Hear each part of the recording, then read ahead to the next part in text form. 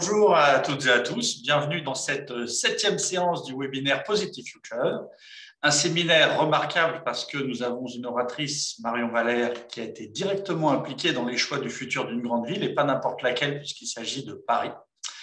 Je vous rappelle que le concours Positive Future, qui vise à créer et disséminer des visions positives et réalisables d'un futur, cette année consacrée à la ville de 2100.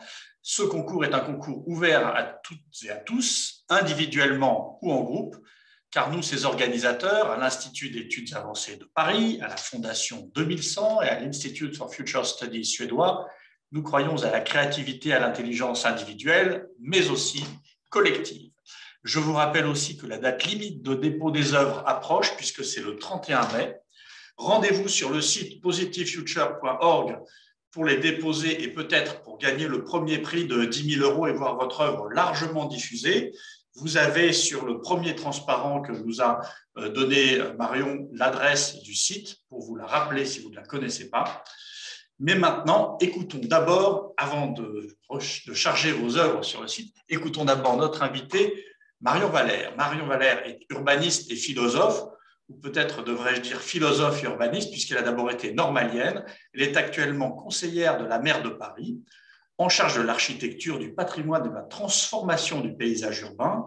Elle a notamment piloté le concours Réinventer Paris, qui a invité des équipes du monde entier à repenser les sites parisiens lorsqu'elle était directrice adjointe du cabinet de Jean-Louis Missica, adjoint à la maire de Paris, qui a tant fait pour le Grand Paris.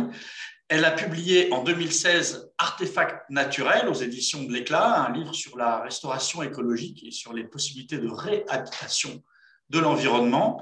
Un livre, je ne sais pas si vous le voyez là, un livre qui m'a beaucoup appris sur les racines idéologiques des différents courants écologiques et pas seulement sur la restauration écologique, concept qu'elle a développé.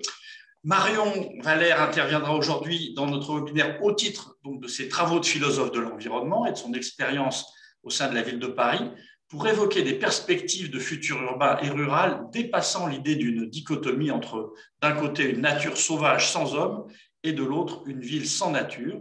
Elle va nous montrer une autre voie et pour ça, elle s'appuiera notamment sur les projets issus du concours Réinventer Paris pour montrer les possibilités qu'offre le contexte parisien. Je vais laisser la parole à Marion Valère et je rappelle à nos auditeurs qu'ils pourront poser en direct tout un tas de questions à travers le système qui est dans Zoom. Et sans plus attendre, je laisse la parole à Marion Valère. Merci beaucoup, merci pour cette introduction. J'espère que vous m'entendez bien.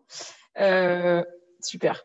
Donc, merci à l'IEA et aux partenaires pour l'invitation. Donc, effectivement, aujourd'hui, j'interviendrai à la fois au titre de ces sujets qui m'intéressent en philosophie de l'environnement, mais aussi, bien sûr, au titre de mon expérience à la ville de Paris, puisque ça fait maintenant 7 ans que j'ai la chance d'y travailler.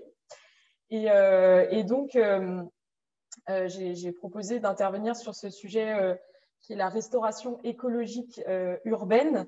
Donc, une photo que j'aime bien pour commencer, qui date un petit peu, hein, puisque aujourd'hui, le chantier de la Samaritaine est presque terminé, et je vous invite d'ailleurs à aller voir. Cette photo de Paris, en fait, qui nous rappelle que, contrairement au discours un peu simple qu'on entend parfois, qui nous disent que Paris est une ville minérale par opposition à des espaces qui seraient végétaux, qui seraient situés en dehors. Voilà, juste cette photo nous rappelle qu'une ville comme Paris, c'est à la fois de la pierre, des bâtiments, mais c'est, et de manière, je crois, tout aussi importante, un fleuve, un bassin qui était là, un bassin naturel qui était là avant des bâtiments, et puis de la végétation. Et donc, quand on pense à Paris, finalement, c'est tout ça qu'on a en tête, c'est cet ensemble à la fois d'éléments végétaux, aquatiques, d'êtres humains, parfois aussi d'animaux, et puis de bâtiments. Alors pourquoi je dis ça et pourquoi je montre cette photo qui peut paraître assez évidente? Parce que c'est vrai que dans l'urbanisme contemporain, on a eu tendance à penser des monocultures. C'est-à-dire d'une part la monoculture de la ville, où on a considéré que la ville c'était le lieu du béton, du bitume, de l'automobile, et puis qu'à l'inverse il y aurait des parcs naturels, des lieux de nature sauvage. Et en fait, pour moi, ces deux choses vont vraiment ensemble. C'est-à-dire qu'on a voulu penser une ville sans nature et on a voulu penser parfois une nature presque sans humain, où il fallait qu'elle soit entièrement sauvage, où il y avait cette idée que l'humain n'intervenait même pas, ce qui, bien sûr, aujourd'hui n'a aucun sens quand on sait que, de toute façon, l'être humain, par son action climatique, impacte tous les écosystèmes. Et donc, je suis très attachée à cette idée d'hybridité et de savoir qu'il n'y a pas d'espace réservé aux êtres humains et penser que la ville est réservée aux êtres humains n'a aucun sens. Et de la même manière, penser que les espaces naturels doivent être faits sans les humains me semble aussi dangereux en matière d'écologie. Donc, pour rappeler rapidement le cadre théorique dans lequel je m'inscris. Donc, moi, j'ai étudié effectivement la restauration écologique. Donc, la restauration écologique, c'est une pratique, en fait, quand un espace naturel est endommagé, par exemple par un incendie, une sécheresse, ce genre de choses, en fait, l'être humain arrive et décide de réparer cet écosystème. Et donc, pourquoi cette pratique est intéressante ? Parce qu'en fait, elle nous pose beaucoup de questions sur notre rapport à la nature et notamment, est-ce qu'on a le droit, est-ce qu'on est capable de recréer en fait un écosystème qui est endommagé en partie ou complètement. Quel doit être notre état de référence? C'est extrêmement compliqué parce qu'une fois qu'on dit « je veux recréer un écosystème », est-ce qu'on le recrée tel qu'il était 15 ans auparavant, 100 ans auparavant ou 1000 ans auparavant? Et c'est une question qui est vraiment pas facile et on voit là le lien aussi évident avec l'architecture où on peut se poser les mêmes questions. Et puis il me semble que la réparation de ces écosystèmes donc endommagés, finalement, au début c'était vu comme des exemples extrêmes, mais aujourd'hui ça devient une pratique qui va être la nôtre partout puisque tous les écosystèmes sont endommagés d'une manière ou d'une autre par la perte de biodiversité, par les modifications climatiques. Et donc, en fait, la réparation de la nature ou la réhabitation de la nature, qui me semble être un terme juste, finalement devient un peu un paradigme auquel on peut se raccrocher pour notre action partout dans la nature. C'est-à-dire qu'elle est endommagée et donc comment on réapprend à vivre avec, à lui apporter du soin et partir de l'idée vraiment du soin. Voilà, comment on soigne un écosystème. Donc voilà, ça pose la question de comment on crée cela. C'est ce que se sont posés beaucoup de volontaires quand ils ont commencé à faire de la restauration écologique, parfois pour une rivière à côté de chez eux. Ils se sont dit, quelles espèces on réintroduit? Par exemple, est-ce qu'on réintroduit des espèces, même quand on sait qu'elles sont invasives? Est-ce qu'on introduit des espèces qui étaient là auparavant, mais qui ne sont plus adaptées au climat actuel? Toutes ces questions-là sont très importantes. Et puis, ça permet de travailler sur les hybrides, puisque finalement, on voit que les cadres éthiques habituels ne fonctionnent plus. C'est-à-dire qu'il n'y a plus ces zones naturelles classiques et puis, comme je le disais, des zones réservées aux humains. En fait, on développe tout un tas d'objets hybrides et donc, on se doit de les penser. Voilà, que fait-on alors, ça concerne beaucoup de choses qui existent depuis longtemps, hein, les animaux domestiques, les jardins en ville, ce sont tous ces éléments qui sont dans l'entre-deux et qui nous questionnent sur les droits qu'on leur donne et le cadre dans lequel on les inscrit. Donc moi, pour cela, j'ai travaillé sur le terme d'artefact naturel, en fait, qui exprime bien cette hybridité et le fait que c'est un artefact, donc c'est quelque chose qu'on va créer, mais qui est naturel, qui peut s'inscrire dans des processus naturels. Et moi, alors là, on est dans un séminaire qui s'appelle Positive Future et je trouve que c'est très important de redonner un cadre d'action positive de l'être humain dans son environnement. C'est-à-dire qu'on a tellement de récits d'interactions négatives entre l'être humain et son environnement qu'une des positions qu'on pourrait aborder en fait en écologie et ce qui a été le cas parfois, ça serait de dire il ne faut plus toucher à rien, il faut juste se retirer, voilà, il ne faut plus toucher aux forêts, il ne faut plus toucher aux fleuves parce qu'en fait tout ce qu'on fait c'est endommagé. Alors il est évident hein, quand on voit ce qu'on a fait pendant les dernières années, on pourrait être tenté de dire ça, mais je pense que si on dit ça, en fait, on abdique et puis on ne se donne aucune chance pour un futur positif. Et donc, à mon sens, il faut plutôt étudier tous ces exemples d'interactions positives et la restauration écologique en offre un certain nombre. Et donc, les artefacts naturels, c'est voilà, tous ces objets qu'on va développer et qui s'intègrent dans des processus naturels. Et donc, cela s'inscrit dans de longs débats au sein de l'écologie, puisque certains penseurs de l'environnement ont plutôt considéré qu'il fallait avoir une approche biocentrique, finalement, où l'être humain est parfois toujours vu comme anthro, affectant des écosystèmes qui fonctionneraient en fait naturellement et de manière harmonieuse, alors qu'il faut se rappeler aussi que dans tous les écosystèmes, ça n'est pas harmonieux, même quand l'être humain n'est pas là. Donc, il faut se rappeler que tout ça est dynamique et que l'être humain peut s'inscrire dans ces cadres-là de manière positive, je pense.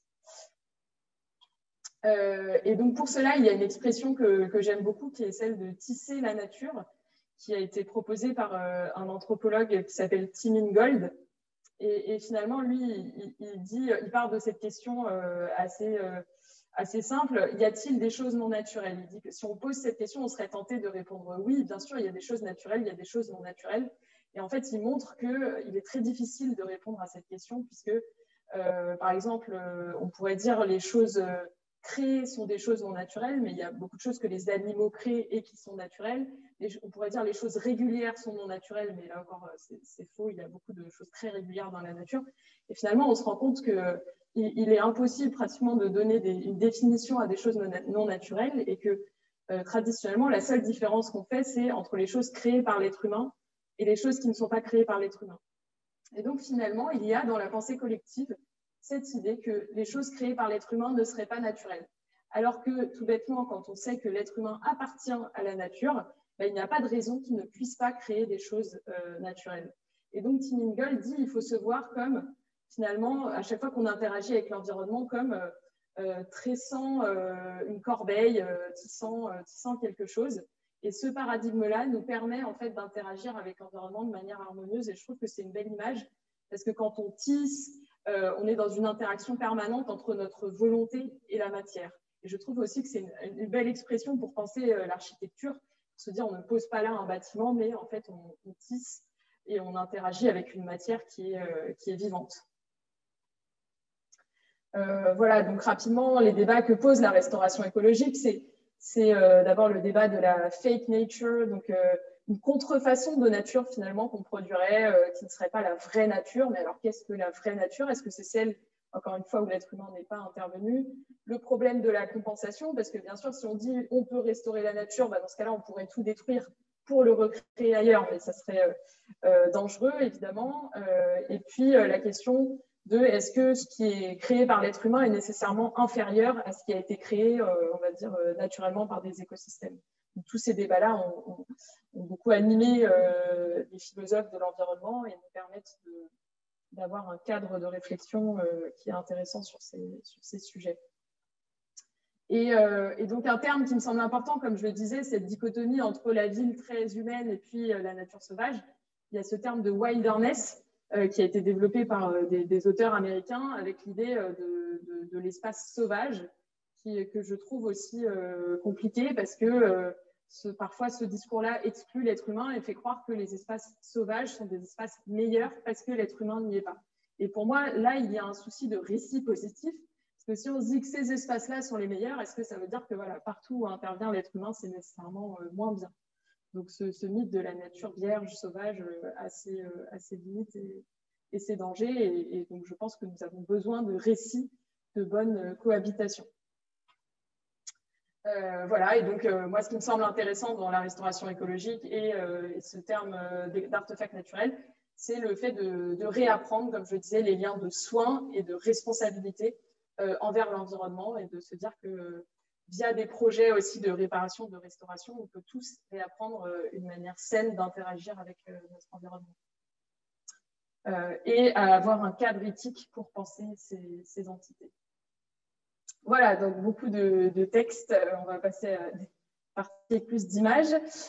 Donc pourquoi la restauration écologique urbaine? Tout simplement parce que les villes ont été, en tout cas à un certain moment de l'urbanisme, qui en réalité est un moment assez court, hein, parce que quand on s'intéresse à l'histoire de l'architecture et de l'urbanisme, on voit bien que l'architecture a toujours été pensée par rapport au climat, en fait. Hein. Pour l'architecture, c'est se protéger du chaud et du froid, avant tout. Et il y a juste une courte période, en fait, où on a cru que les ressources étaient illimitées et on a cru qu'on pouvait donc ne plus trop s'intéresser à ces enjeux climatiques parce qu'on pouvait consommer autant qu'on voulait et créer des bâtiments qui allaient complètement nous séparer de l'environnement.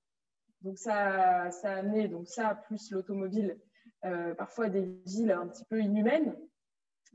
Et donc, la restauration écologique urbaine, c'est le fait de repenser en fait nos espaces urbains pour qu'ils soient, pour apprendre à y réhabiter, à la fois pour l'être humain, mais aussi pour la végétation, les animaux, etc. Et donc là, vous avez une carte de Paris, une carte de la densité, où on voit bien les enjeux que cela pose pour Paris, qui est une ville extrêmement dense, ce qui est une grande qualité écologique. Hein. Je rappelle que la densité, ça permet aussi qu'on se chauffe les uns à côté des autres et qu'on peut marcher très rapidement d'un endroit à l'autre, ce qui est une grande qualité pour Paris. L'autre aspect de cela, c'est que, évidemment, ce n'est pas facile d'intervenir dans une telle ville parce que tout est déjà occupé quasiment. Donc, quand on veut opérer des transformations, bah forcément, on touche à des endroits où il y a déjà des gens, où il y a déjà des usages, et donc c'est extrêmement complexe. Voilà, donc l'idée qui est portée par Anne Hidalgo, c'est de sortir de ce triptyque voiture, béton, bitume qui a vraiment marqué une période de l'urbanisme à Paris, mais pas seulement, où en fait on a aménagé les villes essentiellement pour la fluidité, pour que les voitures aillent au plus vite. Heureusement, ça n'est pas allé complètement au bout de ce plan. Hein. Comme vous le savez sûrement, il y a des plans d'autoroutes urbaines qui ont été évités dans Paris, et heureusement, des plans de démolition qui ont été évités. Mais c'est quand même allé assez loin. Et donc, finalement, ce qui est porté aujourd'hui, c'est une forme de rééquilibrage assez naturel pour dire, vu la densité, justement, il faut pouvoir marcher aisément dans cette ville. Et on n'est pas forcé d'être dans un océan de béton. Ça n'est pas ça le seul état de référence possible de Paris. Hein. Quand on parlait de restauration écologique, parfois on entend, oui, Paris, c'est cette ville où il ne faut pas qu'il y ait de végétation au mur. Bon, ça, c'est un choix qu'on fait, un choix politique. Hein. On peut aussi se dire que avant Paris, c'était une grande plaine naturelle. Hein. Donc, voilà, ce sont toujours des choix politiques de référence. Donc, évidemment, l'exemple le plus emblématique pour ça, ce sont les voies sur berge. Et c'est toujours intéressant d'en reparler rapidement parce que ça a créé un débat énorme, ce qui est fou, parce qu'il faut se rappeler qu'on parle de quelques kilomètres en bord de Seine. Finalement, donc au bord d'un des endroits les plus beaux du monde, la Seine à Paris, et que l'idée était de rendre en fait cet espace dédié aux voitures aux piétons, aux mobilités douces. Et on se rappelle le débat immense que cela a été dans Paris. Ce qui est intéressant à Paris, c'est que vu que c'est une ville qui est très regardée et qui est très belle, la moindre action est toujours commentée et controversée. Donc, c'est parfois compliqué, mais en même temps, cela garantit un débat et une qualité peut-être d'action. Mais ça reste incroyable de penser que ces quelques kilomètres rendus aux piétons ont été vus comme un scandale par certains. Aujourd'hui, plus du tout. Hein. C'est aussi intéressant en urbanisme, le temps, finalement, dès que c'est réalisé, il y a moins de débats. Donc voilà, on passe d'un endroit, d'une forme de monoculture, pour le coup, dédiée à la voiture, à un espace où on peut faire à peu près ce qu'on veut. On peut jouer, circuler, faire du sport, escalader, aller au restaurant ou danser. Et donc, ce que j'aime bien dans cet exemple, c'est qu'il est assez simple, puisque finalement, les aménagements ont essentiellement consisté à retirer les voitures. Et on voit bien qu'en fait, dans une ville comme Paris, quand on rend l'espace aux gens, eh bien, ils trouvent énormément de choses à y faire et à profiter de cet élément naturel qui est la Seine. Donc, effectivement, je voulais aussi dire un mot de Réinventer Paris. Donc, Réinventer Paris, c'est une compétition qui a été lancée en précédente mandature. L'idée était, en fait, de transférer différemment les sites du public au privé, puisque d'habitude, la ville de Paris vendait aux enchères quand elle avait des terrains qu'elle souhaitait transférer au secteur privé. Et puis cette fois-ci, on a décidé de les donner aux meilleurs projets et pas aux plus chers, ce qui était une vraie révolution en urbanisme. Mais surtout, parce que ça c'est l'aspect technique, ce qui était intéressant, c'était de dire en fait, qu'on voulait montrer qu'on pouvait innover partout dans Paris, dans plein de contextes urbains différents, et que l'innovation, ça pouvait prendre beaucoup de formes, et que l'innovation, c'est pas que faire des gratte-ciel, parce qu'il faut se rappeler que l'urbanisme, encore une fois, ça change très vite. À l'époque, il y avait un grand complexe de Paris face à Londres, et tout le monde disait, mais à Londres, il y a 300 projets de tours, pourquoi Paris est aussi ringarde? Il n'y a pas de tour, ça ne bouge pas. Et donc, Réinventer Paris, on voulait montrer en fait qu'on peut faire des choses, qu'on peut transformer la ville, mais avec des petites touches et de manière très fine pour s'intégrer dans ce patrimoine qui est très spécial en fait. Et du coup, je vais vous montrer certains projets, parce que ce que je trouve intéressant avec cette compétition, c'est qu'elle a permis de renouveler un peu l'imaginaire autour de l'architecture parisienne et de mettre de nouvelles pièces dans le paysage parisien qui montrent qu'on peut penser le végétal aussi dans notre ville. Donc ça, c'est un premier projet qui s'appelle Réalimenter Masséna. Donc là, ce que je vous montre, ce sont des projets qui ont gagné ce concours. Donc, il y a eu 22 lauréats avec des équipes. Alors, notre intérêt, c'était qu'elles alliaient architectes, utilisateurs, chercheurs, associations, etc. Et donc là, c'est dans le 13e arrondissement. Et ce projet est intéressant parce qu'il est entièrement tourné autour de la nourriture et de comment à la fois produire autrement, mais aussi consommer autrement. Tout le bâtiment est dédié à ça, avec des logements pour des chercheurs, pour des chefs, un partenariat avec AgroParisTech, un marché. Et donc, il y a un bâtiment existant qui est le petit bâtiment qu'on voit à droite, qui est une ancienne gare. Et puis, cette tour végétale qui, finalement, est assez nouvelle pour le paysage parisien, mais qui s'intègre bien aussi dans ce paysage du 13e arrondissement où il y a beaucoup de bâtiments neufs et où aussi on peut pas mal expérimenter, avec ici le bois qui a une place importante et qui a été aussi un des marqueurs de Réinventer Paris, de se dire que le bois, qui est un matériau historique pour Paris, peut revenir dans la ville en fait, et qu'on peut le montrer, et qu'encore une fois, Paris n'est pas seulement minéral. Voilà, d'autres images du projet où on voit la cohabitation entre un bâtiment ancien et un bâtiment neuf et la végétalisation.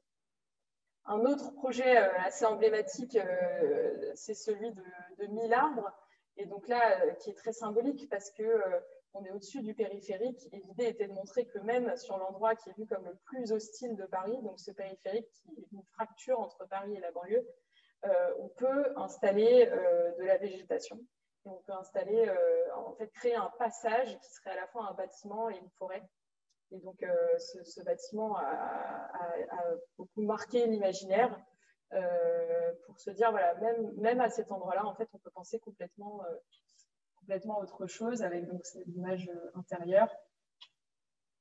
Voilà, d'autres projets, là, par exemple, ce projet-là qui est dans une ancienne halle industrielle dans le 18e arrondissement, pour vous montrer des contextes très différents.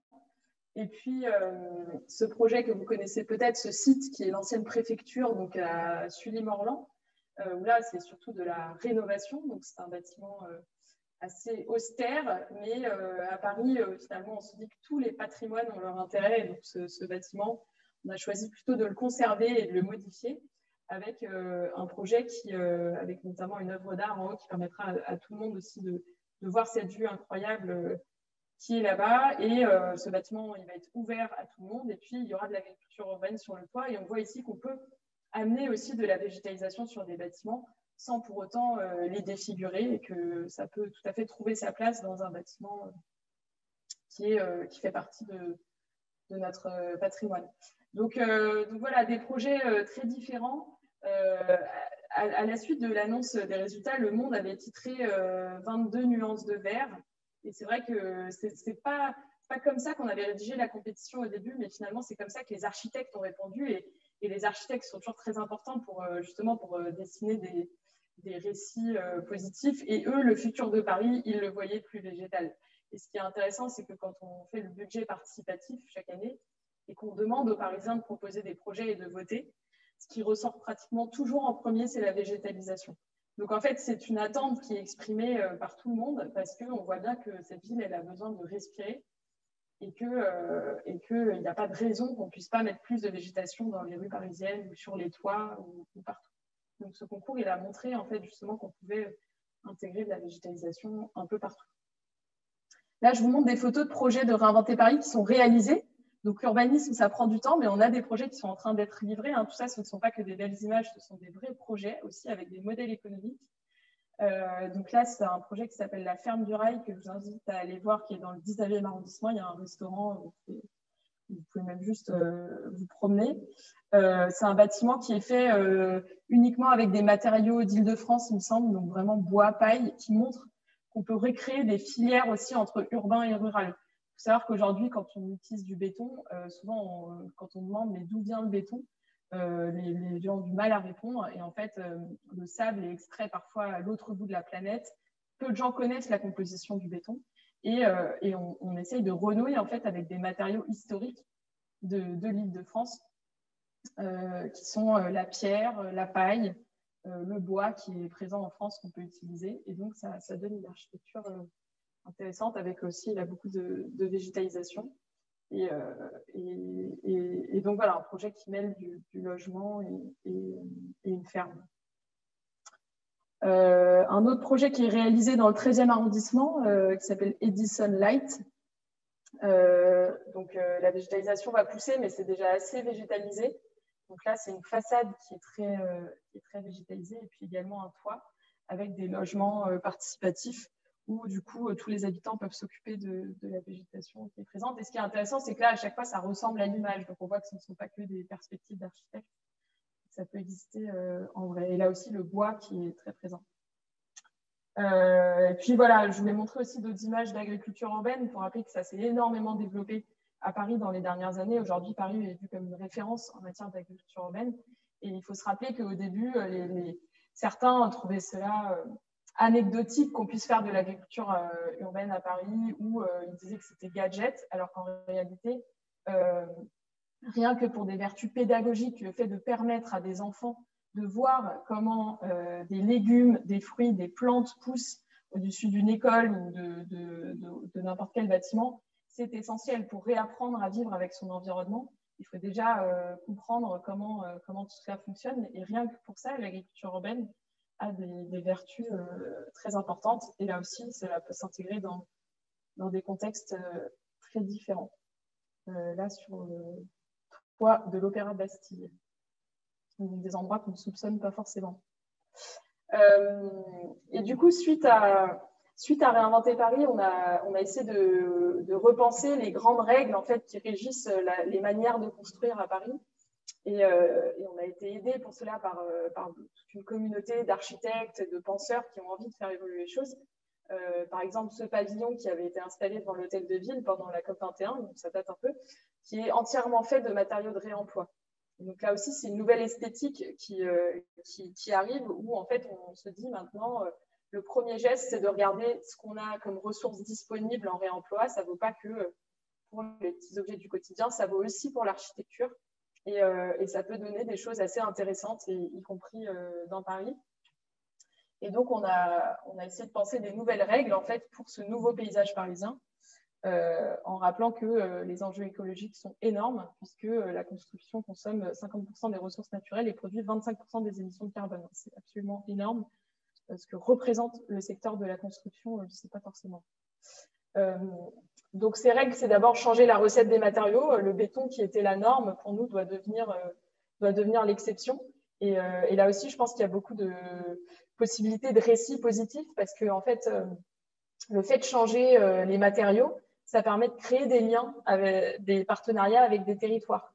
C'est vrai qu'aujourd'hui, quand on vit dans une grande ville comme Paris, on ne sait pratiquement jamais d'où vient tout ce qu'on consomme, en fait, que ce soit alimentaire ou ce qui compose nos bâtiments. Et donc, nous, on veut vraiment créer des partenariats pour savoir que quand on construit un bâtiment, en fait, la ressource, elle vient de tel autre département en France, puisqu'il y a des ressources disponibles, et aussi créer des partenariats avec ces territoires-là, comme c'était le cas historiquement, puisque quand on impacte un paysage, il faut en être conscient, même si c'est un paysage lointain, et il faut penser l'échange de ressources, utiliser ce qui est déjà là, comme je disais, donc c'est évidemment la priorité à la conservation.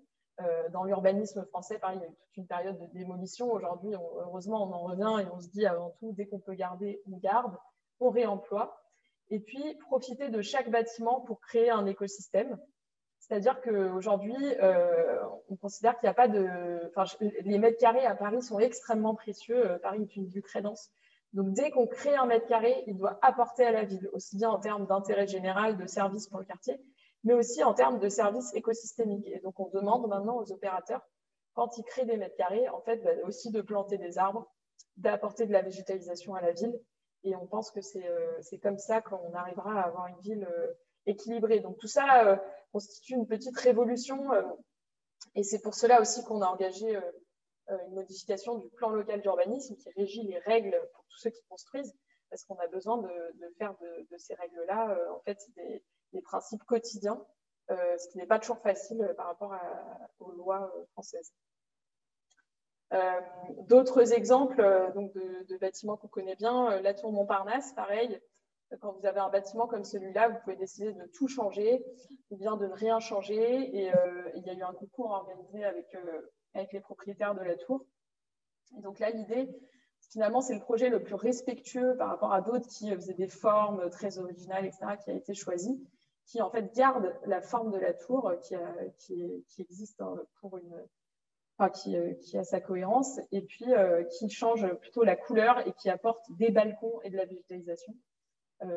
Et donc qui permet de garder son identité tout en l'actualisant, on va dire, et en la pensant avant tout aussi dans une rénovation climatique.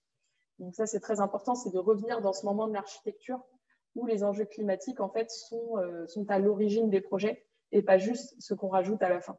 Et donc, quand on pense l'architecture par le climat, comme ça a été le cas historiquement, on peut arriver à des formes très intéressantes. Et donc là, tout le projet a été pensé par rapport au vent aussi pour qu'au pied de la tour, ça soit beaucoup plus agréable. Également le projet du grand site Tour Eiffel. Donc là, l'idée est de créer une grande continuité de jardins, en fait, au niveau du pont, du Champ de Mars, d'avoir un grand jardin continu où on prend de l'espace aussi à la voiture. Et on permet de beaucoup plus apprécier ce monument, parce que le grand paradoxe à Paris, c'est qu'il y a des monuments en fait, qui ont été encerclés par la voiture et qui sont d'ailleurs abîmés aussi parfois par la pollution. Et donc, quand on libère l'espace de la voiture, on aide aussi le patrimoine, hein, parce qu'on permet à ce qu'il y ait moins de pollution. Donc, voilà un projet assez emblématique. Et je voulais parler de quelques autres sujets plus récents, aussi après pandémie, donc pendant pandémie, en matière d'urbanisme, la pandémie a permis certaines choses assez intéressantes, et notamment ce qu'on appelle l'urbanisme tactique. Alors là, ce que vous avez à l'image, c'est quelque chose qui existait avant la pandémie, hein, mais ce qui est intéressant, c'est qu'on voit comment un peu de peinture parfois peut transformer un lieu et on peut envoyer des signaux avec peu de choses. Donc, c'est tout ce qui a été fait avec les pistes cyclables pendant le confinement par Anne Hidalgo, avec l'idée de faire assez vite des pistes cyclables parce qu'on avait cette nécessité. Et puis, quand on ferme un lieu comme ça aux voitures et qu'on met de la couleur, ben, ça envoie tout de suite le signal aux gens qu'ils peuvent aller y faire des choses, danser, jouer. Et ça, c'est extrêmement important. En fait, c'est de changer l'image qu'on a de nos rues, des espaces qui étaient plutôt réservés aux voitures où on est obligé de marcher juste sur le trottoir, se dire maintenant on peut y faire énormément de choses. Et donc pour cela, il y a évidemment la rue de Rivoli qui est devenue un symbole regardé dans le monde entier, de se dire une rue comme ça qui était dédiée aux voitures, ben, on peut inverser en fait la pyramide des usages et la voiture devient minoritaire et puis les piétons et les cyclistes deviennent majoritaires. Et là, ce qui est intéressant, c'est qu'on voit qu'en très peu de temps, en quelques mois, on change aussi un imaginaire urbain, un espace dont on avait une certaine image. Et finalement, en faisant ces petites modifications avec des plots, on change l'image qu'on en a. Et donc ça, je trouve que c'est assez encourageant parce qu'on se dit, bah, finalement, on peut le faire. On peut le faire à Paris et ailleurs. Et ça demande avant tout de la volonté politique, finalement. Et encore une fois, ça met en valeur le patrimoine parce que quand vous avez moins de voitures, vous pouvez aussi plus regarder ce qu'il y a autour de vous, cette avenue, cette rue qui est incroyable. Et il y a moins de bruit aussi. Donc voilà. Toute une réflexion aussi autour du design. Ça, c'est un test qu'on avait fait aux abords des écoles quand on devait absolument marquer la distanciation au sol. Et donc, on avait testé le fait de faire des marquages au sol qui soit ludique, pour se dire tout n'a pas à être angoissant. Et je pense que ça va être un sujet en termes de futur positif dans nos villes, de dire on ne peut pas mettre toujours que des choses angoissantes autour de l'hygiène, de la sécurité. Il faut absolument que ça nous donne envie, que ça soit sympa. Et là, on avait essayé avec ces petites vagues de permettre aux enfants à la fois de comprendre la distanciation, mais aussi de pouvoir jouer. Peut-être voir ça comme une piste ou une marelle. Et finalement, avec l'appui de designers et d'architectes, on peut penser toujours différemment ces contraintes qui s'imposent à la ville. Et elles sont nombreuses aussi, avec toutes les contraintes Vigipirate, attentats, etc. Et donc, un des chantiers majeurs pour Paris pour les années à venir, et on ne l'a pas forcément en tête, c'est vraiment toute la transformation des places de stationnement. Anne Hidalgo a annoncé qu'elle transformerait la moitié des places de stationnement dans Paris. Et il faut bien se représenter ce que c'est absolument énorme. C'est-à-dire que vous prenez une rue et vous prenez la moitié des places de stationnement et vous imaginez que ça peut être complètement autre chose. C'est-à-dire que ça peut être de la végétalisation, des arbres, ça peut être une piste cyclable, ça peut être une piste de danse, ça peut être un lieu pour les enfants pour qu'ils jouent. Et donc, en pensant ça, on voit que le paysage parisien en fait, va évoluer avec ces petites actions et pas juste à travers des grands projets qu'on a pu connaître autour des places ou des portes, mais vraiment dans le paysage du quotidien. Chaque rue va pouvoir changer avec cette politique publique-là. Et je trouve que c'est très intéressant parce que ça va changer les proportions en fait, de la rue parisienne. Et on va se dire finalement, toute cette bande-là, à côté du trottoir, on peut en faire complètement autre chose. Et donc, c'est un bel exemple de réappropriation aussi de l'espace public. Donc là, par exemple, voilà, dans une petite rue, on peut planter une bande comme ça, mais ça peut être aussi beaucoup plus gros, avec plus d'arbres.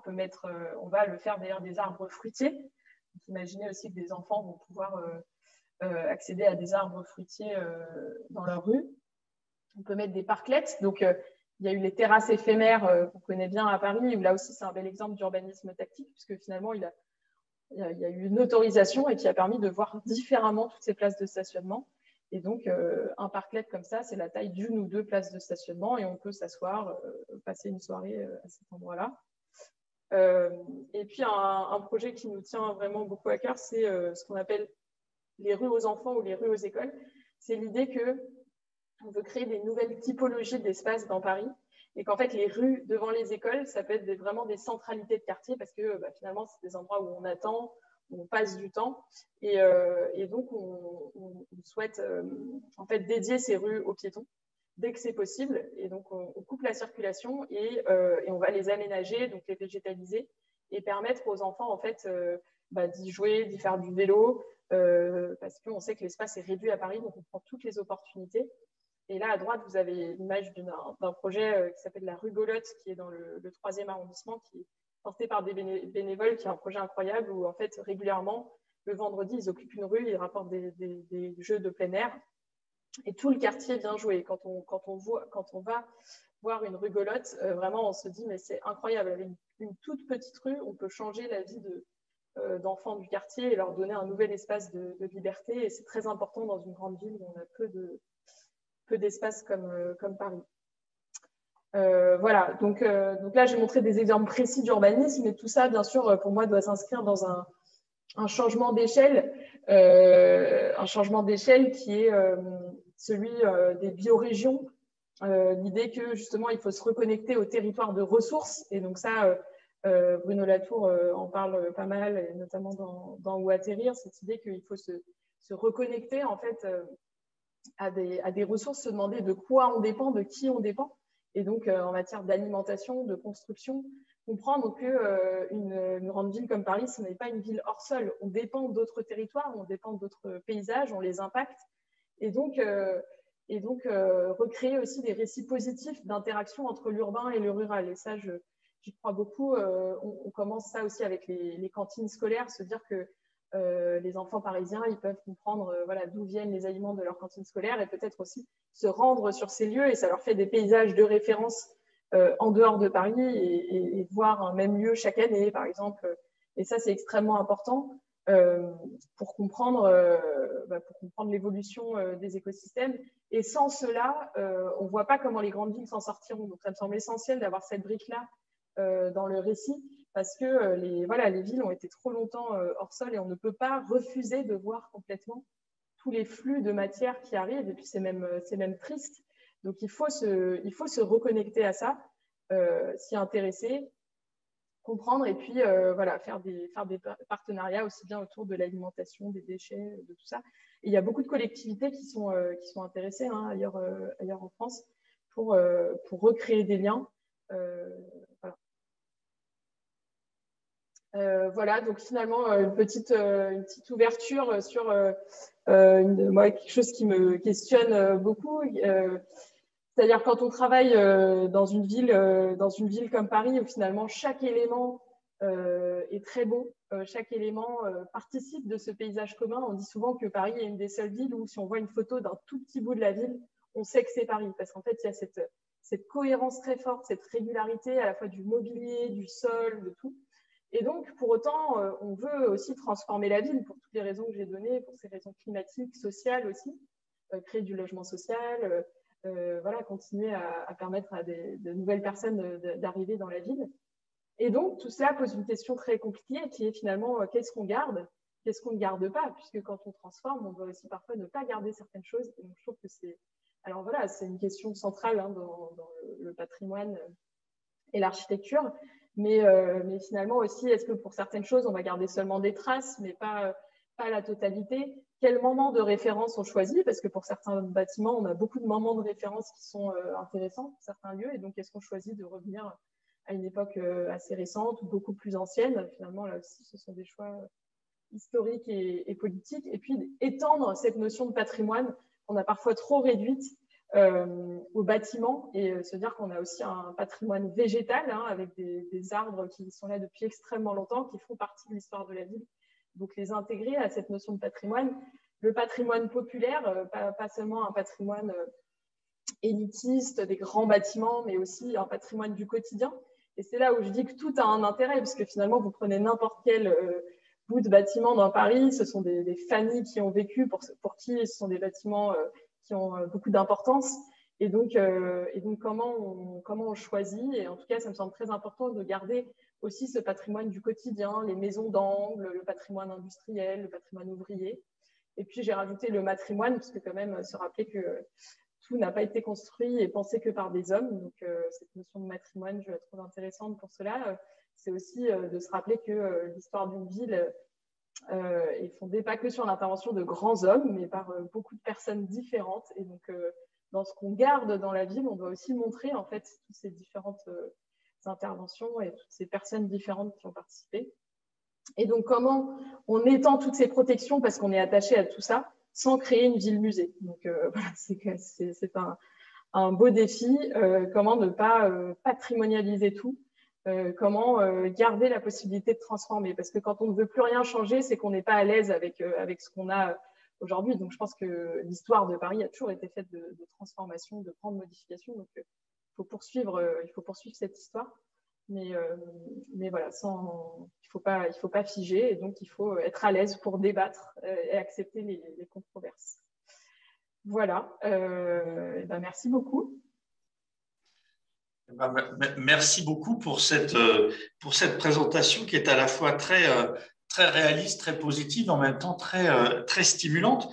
Parce que ce que je remarque pendant que nos spectateurs commencent à préparer leurs questions, j'en ai plein que j'aimerais poser moi-même. Alors je profite lâchement du fait que j'ai la parole pour en poser une ou deux.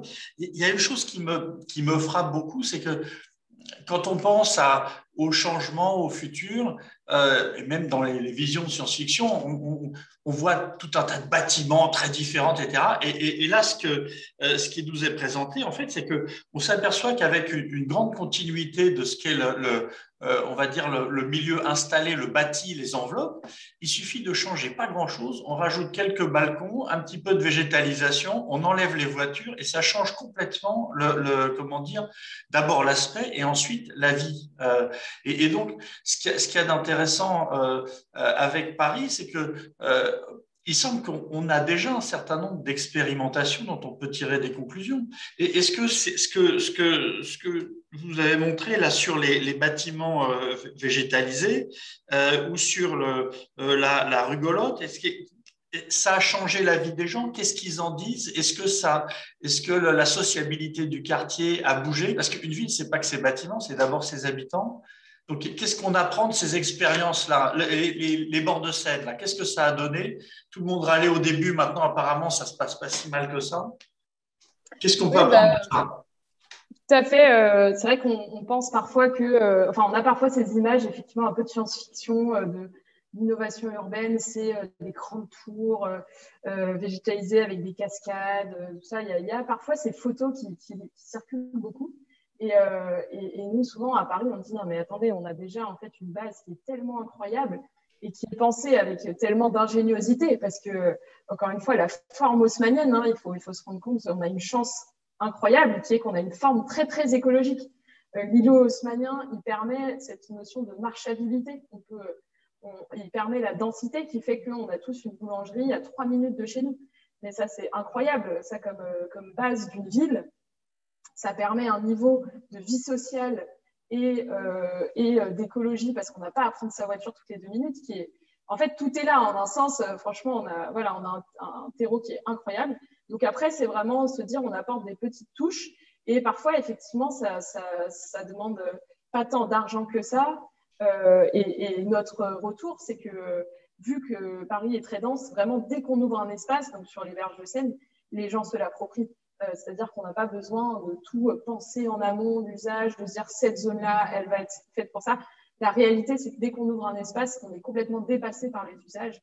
Les berges de Seine, personne ne savait exactement ce qu'allaient y faire les gens. Et maintenant, de voir l'usage qu'en ont les gens qui vont se réunir là pour des anniversaires, pour faire de la danse, ce sont des choses qui sont venues de manière spontanée. Et puis parfois, on se rend compte qu'il y a des espaces qu'on n'utilise pas du tout assez. Donc, la rigolote, là, c'est une rue qu'on a fermée et donc on voit que les enfants adorent et finalement, ils aimeraient avoir ça tout le temps et partout. Mais il y a aussi des espaces sous-utilisés comme les cours d'immeubles. Les cours d'immeubles à Paris, c'est assez fou parce que d'ailleurs, pendant le confinement, certains les ont redécouvertes. On a des espaces où on peut être au calme, on peut faire des choses et elles sont sous-utilisées. Souvent pour des raisons de copropriété, de se dire on ne veut pas déranger les uns les autres, mais vous avez parfois en cœur d'îlot des grandes pelouses, des grands jardins où il y a écrit ne pas aller. Et on se dit mais c'est dingue quand même, les enfants ils pourraient avoir un jardin ou courir et ils n'ont même pas le droit en fait d'aller en bas de chez eux. Et avec des petites choses là aussi, en végétalisant une cour d'immeuble, on peut créer un jardin parfois. On peut avoir un jardin comme on l'aurait dans un pavillon quasiment en banlieue. Donc, en fait, c'est aussi regarder la ville différemment et donner les outils aux gens pour se réapproprier l'espace. Et on voit que oui, cela fonctionne. Après, il y a toujours aussi une pression très forte qui fait que parfois des espaces végétalisés sont endommagés ou des espaces sont tagués. Donc, il y a souvent des polémiques sur Paris qui ne seraient pas assez belles. Mais la réalité, c'est que ce mouvement de végétalisation et de donner plus d'espace aux piétons, il est en réalité soutenu par beaucoup de gens parce que c'est ce dont ils ont besoin au quotidien. Parce que de toute façon, ils marchent, ils font beaucoup de choses à pied. Donc ça demande, ça s'inscrit aussi dans le long terme. Il faut tenir, mais ce qu'on voit, c'est que ça marche toujours quand on donne de l'espace.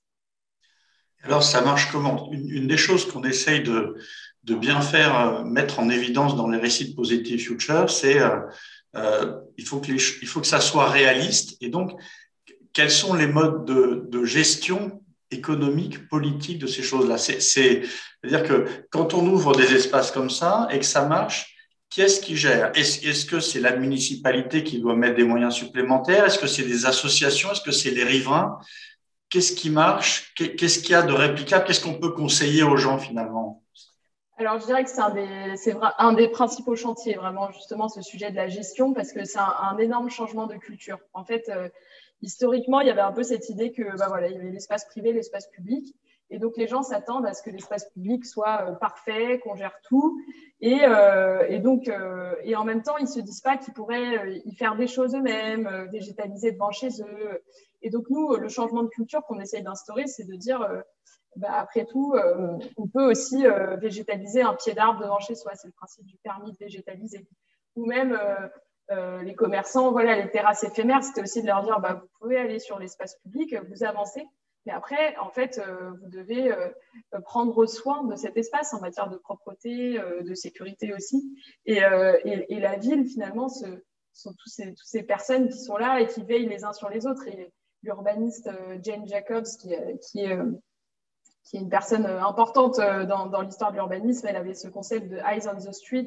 Elle dit, voilà, le début de l'urbanisme, c'est vraiment aussi quand on va regarder entre voisins et qu'on va regarder si tout se passe bien en fait dans la rue. Et ce rôle-là, il est joué par les commerçants, par les voisins. Et souvent, on se sent moins à l'aise dans une rue où on est complètement seul. Donc, en fait, ce sont des petites choses comme ça. Et c'est aussi permettre cette réappropriation. Mais c'est un vrai changement culturel, en fait, de dire aux Parisiens qu'ils peuvent intervenir dans l'espace public, qu'ils peuvent eux-mêmes végétaliser, qu'ils peuvent s'occuper d'un espace. Et donc, en fait, on voit bien qu'on est encore dans une période d'expérimentation où on teste des choses aussi sur ces rues aux écoles. On va dire peut-être à des associations, bah, vous pouvez vous occuper de la rue pendant un temps donné, mais ça pose bien sûr des questions de responsabilité qui ne sont pas faciles. Et je pense que voilà, il y a plusieurs villes en France qui sont à ce moment-là, en fait, où on réfléchit pas mal, on regarde juridiquement ce qui est possible. Et puis, c'est un changement de culture qui se fera sûrement dans le temps long. Voilà. Pour avoir participé à animer ici à l'UA des projets citoyens, on s'est aperçu que le diable est toujours dans le détail. C'est-à-dire, les gens veulent faire des choses, notamment la question de l'assurance, où dès qu'il y a des enfants, il faut qu'il y ait des responsables. Et souvent, ça arrête. Et peut-être que l'urbanisation, c'est aussi la création de structures qui sont des structures simplement des investissements de forme, comme dirait Marc Duvernay et Thévenot, sur qu'est-ce que c'est qu'une assurance, par exemple, pour occuper un commun, comme que deviendraient, je sais pas quoi, les places de stationnement ou la rue, et donner des formats finalement qui soient garantis et on peut très bien imaginer que des sociétés d'assurance pourraient être intéressées à contracter avec les riverains pour assurer, finalement, il n'y aura sans doute pas tant d'accidents que ça, je pense. Donc, est-ce qu'il y a des initiatives qui pourraient servir d'exemple à ceux qui répondent à notre concours? Est-ce que dans d'autres villes ou dans Paris ou dans la région, on a des choses qu'on peut pointer en disant regardez, c'est faisable, ils l'ont fait là, comme ce que vous nous avez montré sur la rigolote ou des choses comme ça, des exemples? Je sais qu'en Italie, depuis longtemps, il y a cette tradition justement de ce qu'on appelle donc les communs, où il y a eu des partenariats signés entre des groupes de citoyens et des municipalités pour co-gérer des espaces, par exemple des parcs. Donc, ils signent une petite charte et puis ils se mettent d'accord, vous, de telle heure à telle heure, vous allez voilà, gérer l'endroit, voilà comment vous devez le rendre. Et donc, je sais qu'ils sont assez avancés en la matière. Après, des choses simples, par exemple, nous, je sais que la ville de Paris a ouvert ses équipements sportifs en soirée à des associations, je crois en précédente mandature, ce qui n'était pas fait avant, de leur dire bah, c'est vous qui gérez les clés. Donc, c'est deux choses effectivement très simples, mais très compliquées à la fois, de dire à partir d'une certaine heure, il n'y aura plus d'agents municipaux, mais voilà comment vous allez faire, c'est à vous de gérer les clés, d'être responsable. Et ça, c'est toujours un gros mouvement, en fait, aussi pour le public, d'accepter de faire confiance à une autre personne. Et donc, c'est ce qu'on voit avec le permis de végétaliser et avec ses limites aussi, puisqu'il y a des permis de végétaliser dans Paris qui sont un peu abandonnés parfois, parce que les gens s'en occupent 2 mois et puis après, ils n'ont plus envie. Parce que aussi, voilà, ils ont moins cette culture-là. Donc après, qui les reprend? Donc ça, c'est un exemple intéressant à étudier, je pense. Je réfléchis. Et puis tout ce qui se passe autour de l'occupation temporaire qui est très intéressant quand même, parce que c'est vrai que l'occupation temporaire des bâtiments était vue avant parfois un peu que comme du squat. On se disait les gens vont jamais partir. Et puis ce qui s'est passé au Grand Voisin dans l'ancien hôpital Saint-Vincent-de-Paul à Paris, je crois, a beaucoup marqué les esprits à Paris et ailleurs, parce qu'on a vu que on pouvait avoir jusqu'à 150 structures différentes qui étaient dans un site avec 1000 personnes qui dormaient là. Donc beaucoup d'hébergements d'urgence, et que le cadre était clair avec la municipalité, et que le jour où les travaux devaient commencer, bah, tout le monde est parti. Voilà, c'était un deal en disant l'espace, il est là pour un certain nombre d'années et puis maintenant, on doit construire du logement. Et donc, voilà, tout le monde a accepté ce cadre-là. Et je trouve que c'était aussi un bel exemple de se dire on peut collaborer avec la société civile et se faire confiance, en fait. L'exemple des grands voisins est remarquable. Je trouve que je suis dans le comité de thèse de quelqu'un qui fait une thèse sur, sur les grands voisins et plusieurs associations ont réussi à se mettre en commun pour gérer justement ces espaces-là. Donc, c'est quand même faisable. C'est Claire Anaïs Boulanger qui travaille là-dessus. On a des questions de notre public. On a Marie Berdet qui nous dit comment voyez-vous notamment par le biais d'une action des pouvoirs publics la lutte contre l'imperméabilisation des sols et une urbanisation croissante aujourd'hui saturée au sein de la ville? Alors oui, l'imperméabilisation des sols, c'est un des grands sujets pour l'urbanisme aujourd'hui parce que parfois, et c'est le cas actuellement à Paris, certains refusent absolument qu'on construise en ville parce qu'ils disent on est déjà trop serré, c'est trop dense. Il faut avoir en tête justement un périmètre plus large et se dire si on construit zéro en ville, il y a un moment, ça crée aussi de l'étalement urbain. Donc ça, c'est un des effets un peu du not in my backyard au sein des centres urbains, c'est qu'on ne s'intéresse pas à ce qui se passe à 10 km. Mais si la conséquence de cela, c'est l'étalement urbain, c'est une catastrophe. On sait que c'est aujourd'hui une catastrophe écologique, le fait qu'il y ait cet étalement urbain. Donc nous, c'est aussi pour cela qu'on défend le fait de construire encore en ville. En revanche, on estime aussi que dès qu'on peut débitumer, donc la débitumisation, on doit le faire. Et donc, il y a des espaces où on n'a plus besoin en fait, d'avoir du bitume dans Paris. Et donc, on désimperméabilise. En fait, on recrée du sol. Et donc, aussi, l'urbanisme doit se réintéresser vraiment au sujet du sol, de se dire on doit avoir des sols vivants, y compris au cœur de la ville, parce que c'est le début, c'est le début pour tout, pour la végétalisation, d'avoir des sols vivants dans les rues, au sein des immeubles. Et je vous invite à aller voir l'esplanade du château de Vincennes qui a été désimperméabilisée. C'est assez majeur. Tout un espace qui était dédié aux voitures. Aujourd'hui, il y a une prairie, donc c'est tout à fait possible. Nous avons une autre question d'un spectateur anonyme, qui est une question un peu longue et technique, mais souvent à l'IEA, c'est comme ça. Bonjour, merci pour ce webinaire, bravo pour votre travail. Question de philo. À chaque fois que vous avez parlé de nature durant ce webinaire, vous avez en réalité plutôt parlé du vivant, hommes, femmes, enfants, végétaux, un peu des animaux. Il me semble, quand vous proposez de regarder la ville différemment, que vous préconisez un changement de philosophie naturelle. Vous sortez le vivant non humain de la nature pour le mettre dans l'univers humain et vice-versa. Je me demande pourquoi vous présentez cela plutôt comme un changement d'éthique environnementale et non de philosophie naturelle. Alors, pourquoi ça c'est un changement d'éthique environnementale et non de philosophie naturelle de regarder la ville différemment? Je ne suis pas sûre de comprendre la question. À vrai dire, moi non plus. Donc, l'idée, c'est vous avez plutôt parlé du vivant que de la nature. Ouais. Et donc, est-ce que c'est un changement de philosophie naturelle de sortir? Non, mais ce qui est certain, c'est que le terme de nature, il est toujours problématique parce que d'habitude, justement, on utilise ce terme de nature en général pour parler de ce qui n'est pas humain. Donc, c'est pour ça qu'il y a pas mal de philosophes ou d'anthropologues aujourd'hui qui évitent de l'employer parce que, en fait, dans le sens commun, on dit « Ah bah oui, là, c'est la nature », ça veut un peu dire « c'est là où il y a moins d'humains », quoi. Alors que, bon, comme je le disais, c'est problématique justement en termes de récit. De cohabitation. Et donc, c'est pour ça que le terme de vivant, par exemple, est beaucoup plus englobant, englobe mieux l'être humain et d'autres espèces, alors que le terme nature, aussi dans son opposition traditionnelle à la culture, est assez problématique. Donc, je ne sais pas comment on emploiera ce terme à l'avenir, parce qu'en même temps, c'est un terme extrêmement présent, mais il est certain qu'on doit aussi le faire évoluer dans sa représentation commune. Je dois dire qu'il y a de longs développements sur cette question particulière dans le bouquin de Marion Valère. Un autre spectateur nous dit « Le potentiel de la ville verticale est-il plus ou est-il moins écologique ?» Alors ça, ce sont des débats compliqués entre urbanisme, mais aussi entre partis politiques.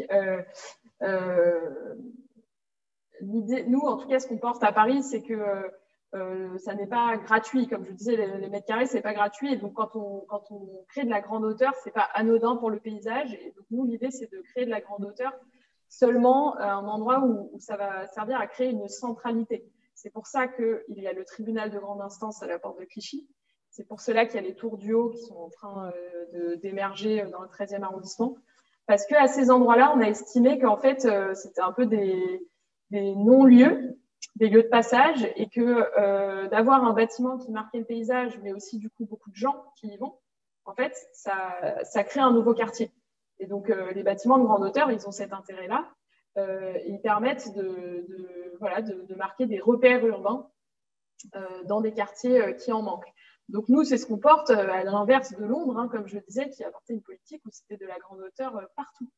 Et nous, c'est pas l'idée dans Paris. Après, il y a un débat, toujours, certains disent qu'une tour ne peut pas être écologique parce que c'est trop haut, ça demande trop de matière.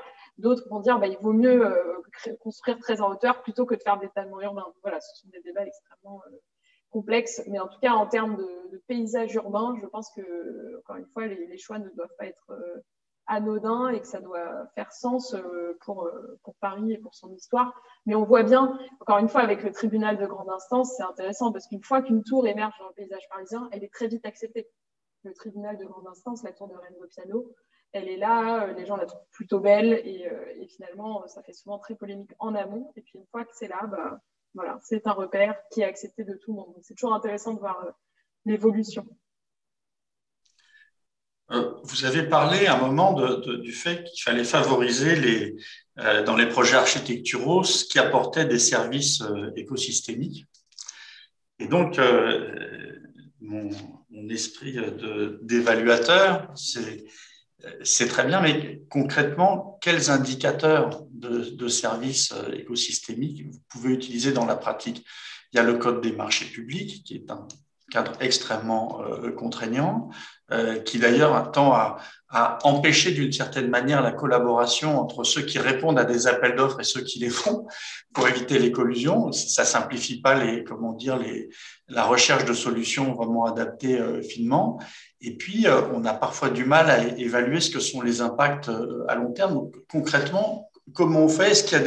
Qu'est-ce qu'on fait à Paris? Est-ce qu'il y a des villes qui ont trouvé des solutions? Est-ce qu'il y a des réglementations différentes? Qu'est-ce qui marche? Ça, c'est ce sur quoi on travaille pour ce qu'on appelle donc le plan local d'urbanisme bioclimatique, avec l'idée qu'aujourd'hui, les plans locaux d'urbanisme, c'est très figé. En fait, vous avez des gabarits pour toute la ville. On dit, voilà, ça doit faire à peu près telle hauteur, tel retrait par rapport à la rue.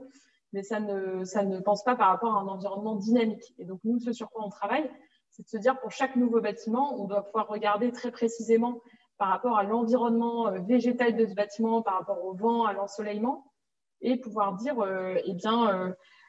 OK, déjà, le bâtiment, il doit avoir telle forme. C'est ça, l'architecture bioclimatique, c'est d'avoir la forme adaptée à l'environnement. Mais aussi, parce que vous créez ces mètres carrés, on va regarder dans le quartier autour où est-ce que vous pouvez planter. Et donc tout ça, on doit développer des outils, parce que c'est vraiment nouveau pour l'urbanisme français, de trouver les outils qui vont permettre de dire, il faut planter à cet endroit-là, voilà comment vous pouvez apporter des services au quartier. En réalité, tout est à inventer là-dessus en termes d'outils, parce que ça n'existe pas vraiment. Et ça n'existe nulle part dans le monde où il y a des gens qui se sont... Alors, dans le monde anglo-saxon, il y a beaucoup plus une tradition de négociation avec les porteurs de projets, alors qu'en France, on a un urbanisme très réglementaire. Donc, c'est vraiment, nous, on a des règles et puis c'est très compliqué d'y déroger, alors qu'eux, ils négocient chaque projet.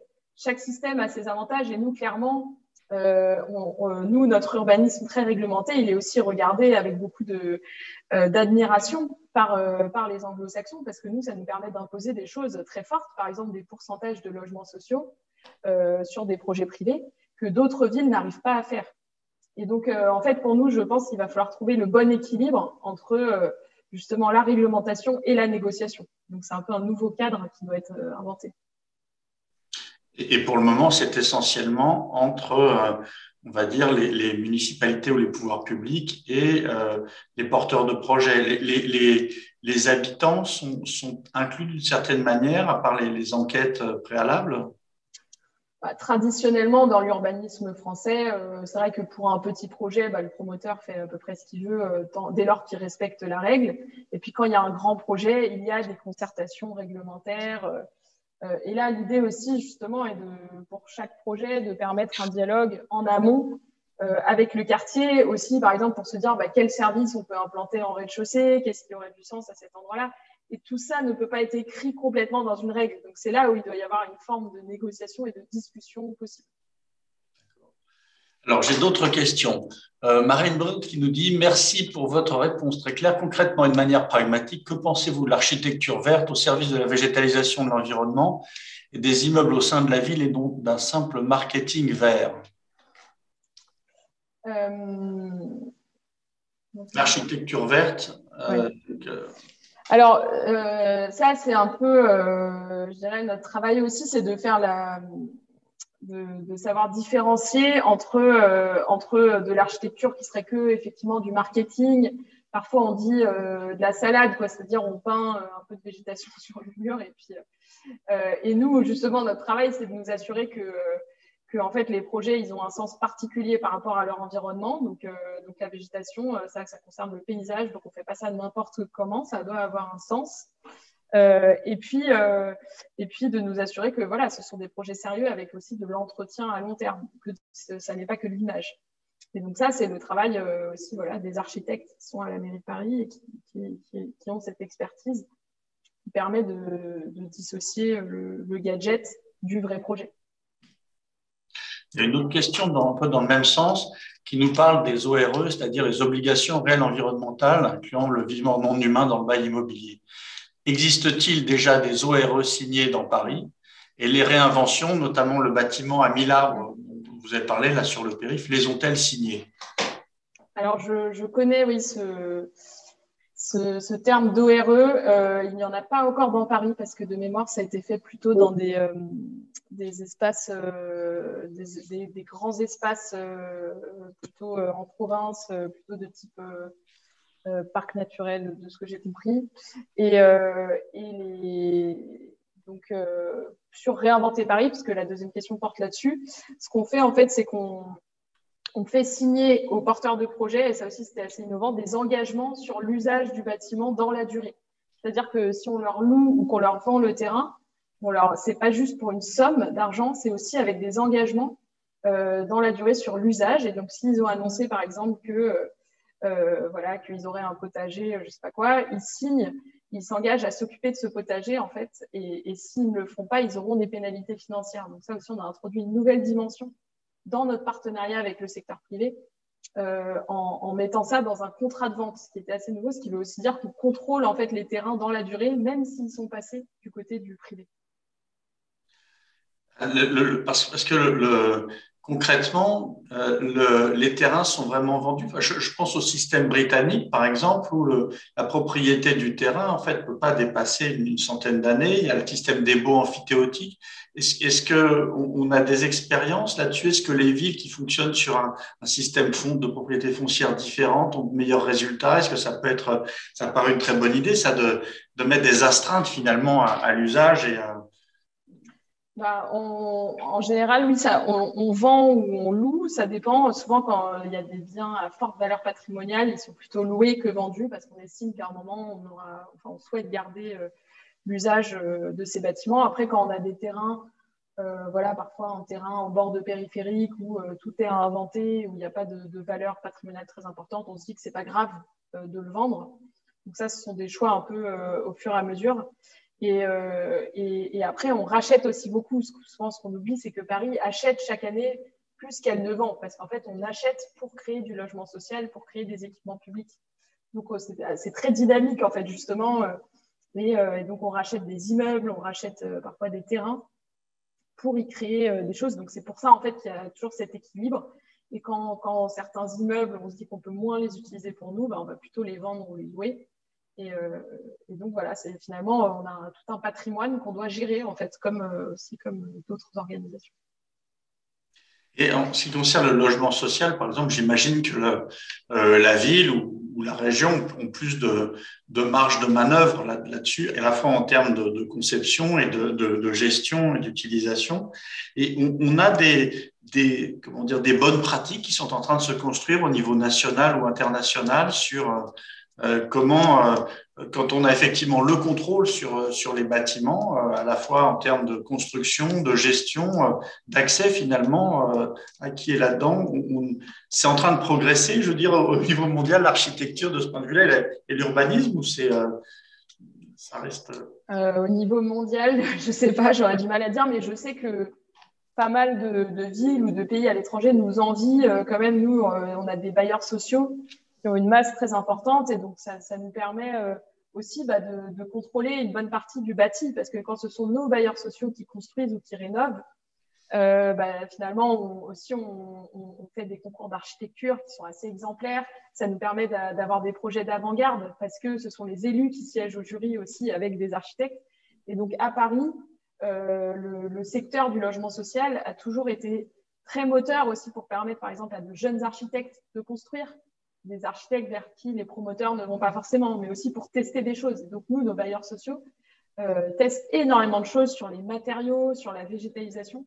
Et c'est très important de les avoir. Ils permettent d'expérimenter, d'avoir des preuves, en fait. Et donc ça, je pense que c'est pas mal regardé de l'étranger. D'accord. J'ai une autre question ici. Alors, le terme de naturalité, la nature vivante libre au sein de l'espace humain par opposition au wilderness, le vivant libre et sauvage, est-il en train de faire sa place? Est-il pensé au cœur de Paris?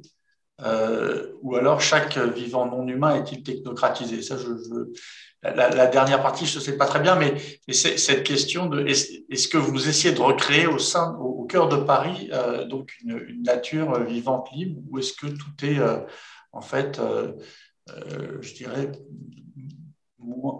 enfin, je ne trouve pas le terme, mais je devrais. Non, mais le terme de naturel, on peut l'employer comme opposition au surnaturel. Et ça, cette opposition-là, je la trouve intéressante parce que ça permet de différencier en fait quelque chose qui ne pourrait pas intervenir à un endroit. Par exemple, il y a cet exemple que je cite dans mon livre de la piste de ski à Dubaï. En fait, une piste de ski à Dubaï, elle ne pourrait pas être à cet endroit-là en termes de climat. Et donc, c'est juste avec des efforts démesurés de l'être humain qu'elle est à cet endroit-là. Et donc, elle a un côté surnaturel qu'on peut opposer au naturel ou à la naturalité. Donc ça peut être, ou qu'on pourrait même dire principe de réalité finalement, qui est intéressant.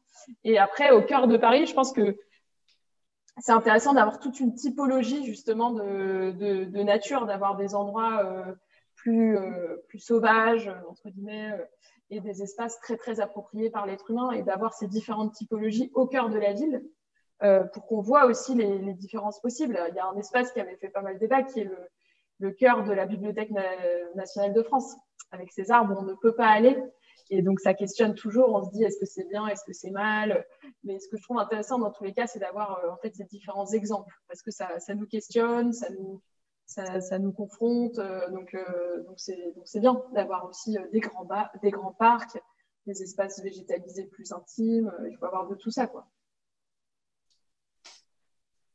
Très bien. Je me demandais si comment dire, puisque ce qu'on cherche à faire là, c'est que serait une image réaliste d'une ville vivable en 2100. Est-ce que vous avez été directement impliqué quand même dans des choix qui vont faire une partie de ce que sera Paris en 2100, parce que ça ne bouge pas si vite que ça, les enveloppes. Votre vision d'un Paris vivable en 2100, qu'est-ce que ça pourrait être d'une grande, peut-être pas plus généralement d'une grande métropole? Est-ce que ça va être quelque chose de très végétalisé? Est-ce que ça va être beaucoup plus étendu? Est-ce qu'on va déconcentrer? Comment vous voyez ça? C'est une question difficile, je sais bien. On est là pour ouvrir l'imaginaire aussi. Non, mais comme je le disais, je pense que la force de Paris, c'est vraiment toutes ces bases-là qu'on doit conserver. Donc, c'est aussi ça la difficulté du travail au quotidien, c'est de se dire qu'est-ce qu'on doit absolument conserver parce que c'est l'ADN de Paris. Donc, ce que je souhaite Paris en 2100, c'est déjà qu'on reconnaisse Paris. Hein, c'est de se dire ce qui fait vraiment le cœur de cette ville, que ça soit encore là, mais qu'en même temps, ça ait changé. Voilà, c'est vraiment cet équilibre à trouver, de se dire que le paysage, il a pu être vraiment transformé par la végétation et par le fait qu'on a rendu beaucoup plus d'espace aux piétons, mais qu'en même temps, tout de suite, on sache que c'est Paris. Et donc, ce Paris-là, c'est un enjeu aussi esthétique. En ce moment, on débat pas mal de l'esthétique de Paris. Et donc, c'est des équilibres très fins à trouver au niveau de chaque rue, de chaque place, pour toujours voilà, trouver le bon équilibre entre conservation et transformation. Et donc, je pense qu'on a vraiment une base incroyable et qu'on peut y faire beaucoup. Mais ce qui est important, à mon sens, c'est que toutes les villes ne se ressemblent pas en 2100. Parce que parfois, on a ces images un peu génériques, justement, un peu science-fiction, où on a l'impression que toutes les villes pourraient ressembler à peu près à la même chose. Et donc, surtout, ce qui me semble essentiel, c'est que chaque ville garde, bien sûr, ce qui la rend unique. Et donc, c'est ça aussi pourquoi il faut se battre, je pense.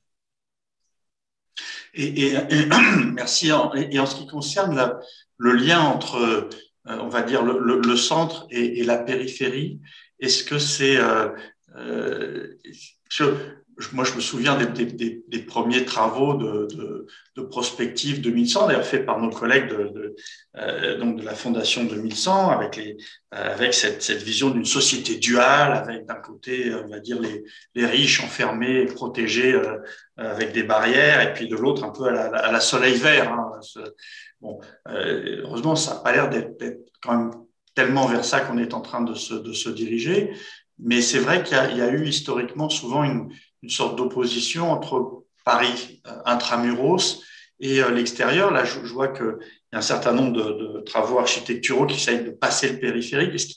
Comment ça se passe? Ça se fluidifie ou au contraire Oui, c'est vrai que c'est une des principales choses qu'on peut souhaiter pour 2100, c'est qu'il n'y ait plus Paris et la banlieue, et qu'en fait, finalement, Paris, la spécificité aussi de Paris, c'est que c'est une ville très, très petite hein, par rapport à Berlin. Londres, c'est 10 fois plus petit, voire plus. Et en fait, cela crée des effets de prix, de concentration qui sont très compliqués et qui n'ont pas beaucoup de sens, en fait. Et donc, c'est vrai qu'en 2100, on peut vraiment souhaiter que le périphérique, ça ne soit plus une frontière. Ça n'est pas rien, ça prendra du temps, mais je pense que si le périphérique n'est plus une frontière, bah, mine de rien, là, en termes de... Vraiment, c'est une barrière psychologique. Hein, fait que des gens disent, moi, je veux absolument être dans Paris, pas de l'autre côté. C'est avant tout une frontière psychologique. Et donc de se dire qu'on ne se dira plus, voilà, je suis d'un côté, de l'autre, peu importe, qu'on acceptera que Paris soit grand, mais tout en gardant les spécificités hein, de toutes les villes qui ont aussi chacune leur histoire autour. Mais je pense que si on est moins crispé autour de cette frontière-là, ça permettra à la ville aussi de respirer et de vivre différemment. Donc ça serait une grande victoire. Ouais. Si je peux me risquer à poser une petite question justement dans le prolongement de ces questionnements sur Paris en 2100, enfin la ville en 2100 plus généralement, et puis le lien entre le centre et la périphérie. Toute cette question de restauration écologique, c'est vraiment intéressant et important dans une perspective de résilience de la ville et du territoire, sa capacité non seulement à s'adapter évidemment au changement, mais aussi à être prête en cas de crise ou de choc. Et donc, avoir plus de verdure, avoir moins d'artificialisation des sols, tout ça, c'est des choses évidemment importantes pour préparer l'avenir. Et il y a cette notion de potager urbain que vous évoquiez. On voyait sur des toits de la verdure et sans doute des potagers. Est-ce que ça, c'est quelque chose qui est généralisable ou étendable au point où il y aura où il pourrait y avoir une certaine autonomie alimentaire d'une grande ville, ou bien ça restera des potagers d'agrément déjà très sympathiques, mais quand même rien du tout à l'échelle d'une ville. Et donc, comment est-ce que ça invite à repenser éventuellement le rapport entre la ville et puis son environnement un peu plus large, la campagne? Je pense que non, l'autosuffisance alimentaire, c'est compliqué, a priori. Et puis, en tout cas, les surfaces d'agriculture urbaine ne permettent pas de penser l'autosuffisance. En revanche, elles permettent de penser une part non négligeable de l'alimentation. C'est-à-dire que si on exploite vraiment toutes les zones d'agriculture urbaine, on pourrait avoir quand même un certain nombre de légumes, d'herbes aromatiques qui viendraient de Paris. Mais par ailleurs, je pense que le rêve de l'autosuffisance n'est pas forcément un récit si positif que ça, parce que finalement, les territoires échangent entre eux et c'est très bien comme ça. Enfin, je pense qu'il faut aussi se dire que justement, une ville n'a pas à être repliée et que, comme pour les êtres humains, finalement, on peut tout à fait, que les choses peuvent bouger finalement d'un territoire à l'autre et que c'est pas grave du tout qu'on produise dans Lyon ou en Bretagne pour Paris. Et ça crée des échanges économiques entre territoires. Et donc, je pense que et c'est d'ailleurs pas mal ce que dit Bruno Latour, cette idée que le local doit être un local plus et pas un local moins. C'est-à-dire que le fait de prendre conscience de nos ressources ne doit pas nous faire nous replier en fait sur notre territoire, mais doit au contraire nous ouvrir et nous permettre d'accueillir. Et donc c'est toute la différence entre une écologie conservatrice, une écologie du repli, et une écologie qui pense l'ouverture et l'échange. Donc je pense qu'en matière d'alimentation, comme pour d'autres sujets, c'est important de rester ouvert et de continuer à échanger. Et en matière de transport, il y a des évolutions importantes qui se profilent au niveau des métropoles. En région parisienne, le Grand Paris Express va arriver rapidement, donc ça va être quand même c'est un changement énorme, à la fois concret et psychologique, puisque ça veut dire que, par exemple, pour un habitant de Clichy-Montfermeil, il sera, je crois, en 15-20 minutes à Paris, alors qu'il mettait 1h30 avant, donc ça n'a rien à voir en termes même de pensée de l'exclusion, de pensée de certains territoires comme étant très loin, alors qu'en fait, ils sont très proches. Donc ça arrive dans les prochaines années et ça va être un changement majeur. Et puis aussi justement de penser à l'échelle du Grand Paris les continuités cyclables. Et le confinement a permis une accélération de cela avec des coronapistes qui ne s'arrêtaient pas aux portes de Paris, mais qui ont été prolongées dans les villes de banlieue. Et c'est aussi extrêmement important qu'il n'y ait pas de fracture là-dessus, de ne pas se dire, bah oui, quand on est à Paris, on peut circuler à vélo, mais pas dès qu'on passe le périph', quoi. Et donc de garantir en fait aussi ce qui fait la qualité de la vie parisienne, justement, de pouvoir beaucoup marcher et prendre son vélo, que ce soit possible à l'échelle de toute la région et pas seulement de Paris. Donc ça, c'est en train de bouger. Et puis après, une baisse continue quand même de l'automobile, l'arrivée de véhicules plus autonomes. Donc, tout ça, en 2100, on sera sûrement complètement... on sera dans un autre système de circulation, c'est certain. Que le fait d'avoir un transport, on va dire, plus à pied ou en vélo, ça donne un rapport complètement différent à l'environnement aussi. On n'est pas enfermé dans sa boîte. Absolument. Et du coup, on est plus sensible à la qualité de l'environnement, à la continuité entre l'endroit où on habite et les autres, puisque au lieu que ça soit qu'on disparaisse dans un tube, donc il y a peut-être un changement d'état d'esprit. Et donc, paradoxalement, le confinement a apporté un certain nombre de choses, de prise de conscience qu'il pouvait y avoir de la nature, qu'on pouvait être sans bruit, que finalement marcher c'était faisable, qu'il y avait. Vous avez constaté que les habitants des grandes villes, je pense à Paris en particulier, mais je sais que vous êtes en relation avec des tas d'autres grandes métropoles, sont effectivement prêts à changer de mode de vie si on leur en donne la possibilité, ou ça va repartir comme avant Oui, c'est des changements de culture, mais souvent après, il n'y a pas de retour en arrière. C'est-à-dire que beaucoup de personnes qui passent au vélo se rendent compte que c'est agréable d'être dehors et souvent disent ça leur permet de faire du sport, c'est plus sympa. Et en fait, c'était plus une question culturelle ou une peur de franchir en fait ce pas. Et une fois qu'elles l'adoptent, elles ne reviennent plus. Et de la même manière, pour toutes les personnes qui vendent leur voiture, souvent ne font pas de retour en arrière. Donc oui, ces accélérations-là, c'est juste parfois d'oser franchir quelque chose qui n'est pas évident pour nous, ou de regarder un espace différemment. Et une fois qu'on l'a vu différemment, on ne veut pas revenir en arrière. Ça, c'est certain. Donc ça rend plutôt optimiste, je trouve. Ouais. D'accord. Donc quelque part, les gestes politiques un peu risqués, finalement, peuvent être… les paris sont payants. Oui, ah oui, oui. Bah, honnêtement, moi, je connais peu d'exemples de villes dans le monde qui font des retours en arrière quand elles piétonnisent, quand elles…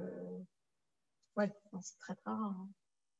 Donc, on peut croire effectivement que les villes en 2100 vont être moins bétonnées, Oui. moins de voitures, et la tendance est partie dans ce sens-là. Oui, oui, certainement, je pense. En fait, là où il y a des retours en arrière, c'est là où on avait fait disparaître les trams pour mettre plus de rues pour les voitures et tout ça. Et en fait, partout, Oui. on revient là-dessus.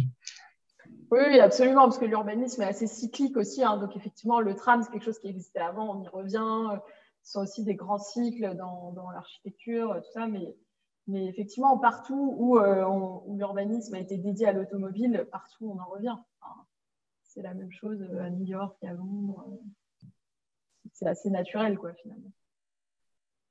Ouais, c'est comment dire, une des conclusions intéressantes et importantes pour notre concours. Il est très probable que la description des villes en 2100 ne laissera pas beaucoup de place aux voitures, à bon entendeur.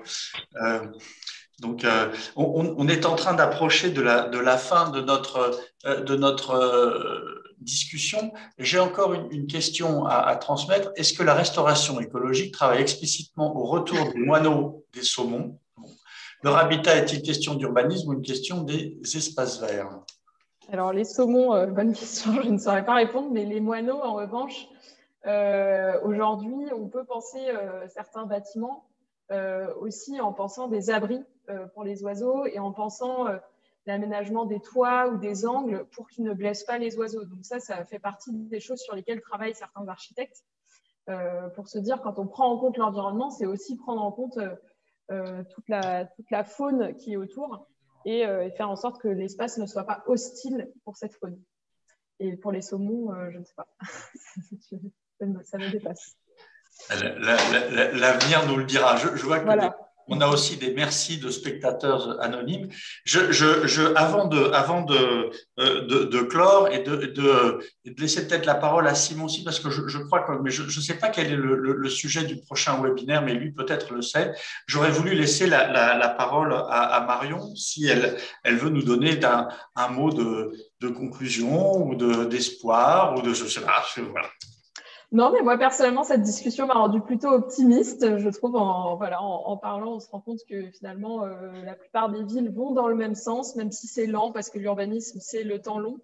On voit bien qu'il y a plutôt une évidence en fait, qui s'impose partout et que la pandémie a d'ailleurs plutôt mise en valeur. Donc, tout ça est plutôt positif à mon sens. Et l'avantage des villes, c'est qu'elles offrent des exemples très concrets, en fait, justement, de changement, de cohabitation. Donc, je pense que ça peut créer beaucoup de récits positifs. Et puis, la beauté de la ville aussi permet de faire passer beaucoup de choses et beaucoup de messages. Et donc, pour ça, Paris est un terrain assez incroyable. Et c'est pour ça que Paris doit garder son rôle aussi de vitrine pour montrer au monde entier tous les changements qu'on peut apporter tout en rendant la ville encore plus belle. Voilà. Bien, merci beaucoup. Simon, tu veux dire un mot? Mais c'était une discussion passionnante et très positive, je trouve. Vraiment, ça encourage. Effectivement, merci beaucoup à Marion. Donc oui, a priori, la dernière séance de notre série de webinaires pour cette saison sur le thème de la ville sera le 14 juin, toujours à 18h. Ce sera un lundi, si je ne me trompe pas. On aura un webinaire avec Maarten Heyer, qui est le directeur du Urban Future Studio de l'Université d'Utrecht, qui devrait nous parler de la question du voisinage dans le futur, de l'importance des voisins. Et il y aura bientôt plus d'informations sur le site du concours www.positive-future.org. À bientôt. Merci beaucoup à tous. Merci à Marion et à bientôt. Merci beaucoup. Bonne soirée.